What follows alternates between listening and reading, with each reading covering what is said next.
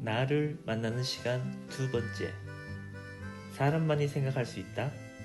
1966년 클리브 백스터 미국의 연방수사관 학교 교수이자 거짓말 테스트 기계 전문가인 그는 식물에게도 지각 능력이 있다는 것을 실험으로 증명합니다. 이를 백스터 효과라고 하는데 이후 많은 과학자들이 이것에 대해 수많은 실험을 하게 되고 최근엔 식물의 신경, 즉 식물 내부 전기적 신호를 이용한 반응 현상에 대해 이미 수많은 실험 결과들이 쏟아져 나오고 있습니다. 식물의 잎을 사랑스럽게 대해준 사람과 식물의 잎을 찢은 사람에게 다르게 반응한다는 실험 결과도 나왔고요. 신경 신호를 장착한 식물에게 가위로 잎을 자르려고 가위를 가지러 가려고 하는 순간 이미 자신에게 위협을 했을 때처럼 반응하는 신호가 나오고 자르는 신용만 해보았을 때는 이미 그 의도를 알아차린 듯 평온한 신호를 보낸다는 사실에 실험에 참여했던 과학자들이 깜짝 놀랐다고 합니다. 이런 걸 실험한 영상은 엄청 많아요. 최근 한국 유튜브가 실험한 영상도 있더라고요. 식물의 신경에 칼을 연결했더니 자신을 괴롭힌 사람에게 복수를 한다? 이게 어떻게 가능한 걸까? 라는 제목으로 올라와 있더군요. 인간의 뇌는 어떻게 작동하나요? 이것도 결국 전기적 신호로 작동하는 걸로 알고 있습니다. 그럼 식물도 사람과 마찬가지로 인식, 지각을 전기적 신호로 하는 거죠. 우리의 오감으로만 판단하려고 하다 보니까 이런 것들을 알아차리지 못하는 것은 아닐까요? 여기서 우린 생각해 봐야 돼요. 생각은 어디에서 만들어지는지. 대부분의 사람들은 뇌에서 만들어진다고 할 거예요. 과학자들도 그럴 거고요. 그런데 뇌 자체가 생각을 만들지는 않는다는 거죠. 1초 전에 돌아가신 분의 신체를 보면 1초 전, 1분 전, 1시간 전이든 모든 것이 다 있어요. 뇌도 심장도. 그런데 무엇이 없어서 생각을 못하고 심장이 뛰지 않는 걸까요? 뇌는 전기적 신호를 운영시켜주는 역할을 하고 있을 뿐이에요. 식물도 분명 그러한 부분이 있을 것이고 TV에서 영상이 나온다고 해서 TV가 영상을 만든 게 아니에요. 이미 영상은 100년 전, 10년 전, 1년 전, 1시간 전, 1분 전, 1초 전에 만들어진 영상이 보여질 뿐인 거죠. 절대 TV가 그 영상을 만드는 것은 아닌 것과 같아요. TV에도 수신기와 같은 각각의 역할들이 있고 내가 어느 부분은 어느 역할을 담당한다고 하듯이 TV에도 어느 부분은 소리, 색깔, 방향 등등 세세하게 그 역할들이 나뉘어져 하나로 작동될 뿐이죠. 우리 주변엔 이미 수많은 영상들이 존재하고 있다고 봐도 되지 않을까요? 단지 우리가 보고 싶은 것만 보고 듣고 싶은 것만 들어놓고 우린 그것이 현실이요, 사실이요, 진리라고 말하며 살고는 있지 않은가요? 내가 본 것만 믿는다며 세상을 향해 외치며 살고 있지는 않나요? 자동차도 잘 관리하면 당연히 더 오랫동안 사용할 수 있는 것처럼 우리도 몸을 소중하게 잘 대해주면 확실히 나와 함께 오래 하겠죠.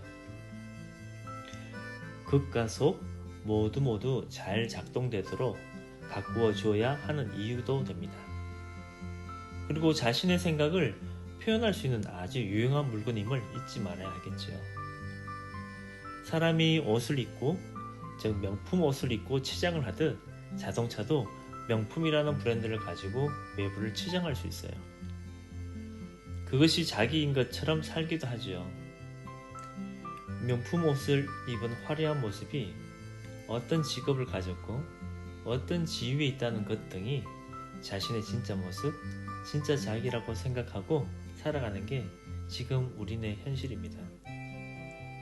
어쨌든 몸이 움직이듯이 자동차도 움직이고 눈을 통해 보듯이 자동차 앞유리를 통해 보는 원리도 동일합니다.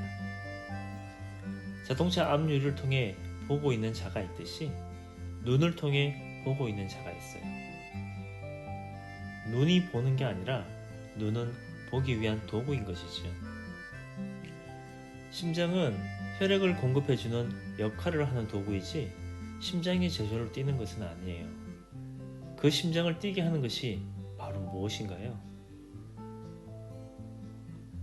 우리가 음식물을 먹고 에너지를 보충하듯 자동차도 휘발유, 가스, 전기, 수소 등 여러 가지 것들로 에너지를 보충해요. 하지만 그것만으로 움직이지는 않아요. 즉 그것은 움직일 수 있는 에너지로서 존재할 뿐 그 자체로 자동차를 움직이게 하는 건 아닌 거죠. 그럼 스스로 움직이나요? 자동차를 움직이려면 운전자가 어디 가야지 하는 한 생각이 있어야 되는 거죠. 그리고 키를 가지고 시동을 거는 행동이 나오는 것입니다. 그러면 이제 고철 덩어리에서 생생한 자동차로 태어나는 순간입니다. 우리네 몸도 음식물을 먹었다고 해서 그것이 그대로 작동되는 건 아니지요. 다시 말해 죽은 사람에게 억지로 물과 음식을 입안으로 집어넣었다고 움직이지 않듯이 말이죠. 우리 몸도 우리 주인의 하나의 표현 도구로서 의식, 무의식의 방식으로 운영하는 것이고 그것에 따라 뇌의 정기적 신호를 작동시켜 생명체로서의 활동을 하는 것은 아닐까요? 그것들이 톱니바퀴처럼 어느 하나 빈틈없이 그 무언가의 법칙에 따라 딱 알맞게 작동되는 거죠. 호흡에 의해 들어온 공기가 각각의 요소, 법리에 따라 우리가 상상할 수 없을 만큼 수만 가지의 원리로 인체를 살아 숨쉬게 움직이게 하는 거죠. 그것은 누가 하는 걸까요?